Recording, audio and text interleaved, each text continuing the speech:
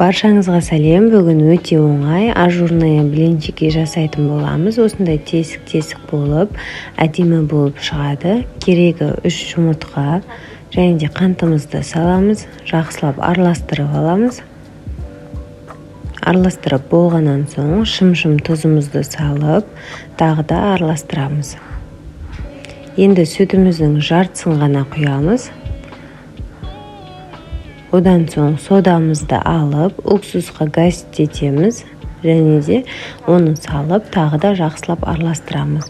Ол осылай көпіру қажет. Енді ұнымызды салып, қою массамызды дайындап аламыз. Араластырып, қалған сүтімізді құямыз.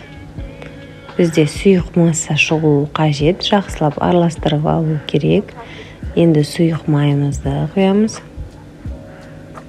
Осындай сұйық болуы қажет. Енді сковородкамызды газге қатты қыздырып, майымызды құйып, осылай блинчиктерімізді құйып, екі бетінен пісіріп аламыз. Міндетті түрде біздің пісіретін сковородкамыздың асты қатты болуы қажет. Сізде блинница болса, жақсы шығады блинчиктеріңіз. Менде обычный сковородка. Сонда да блинчиктерім өте жақсы болып шықты. Міне осындай өте дәмді, міндетті түрде жасап көріңіз. Менің каналым ұнаса, видеоларым ұнаса, тіркеліп кетуді ұмытпаңыз.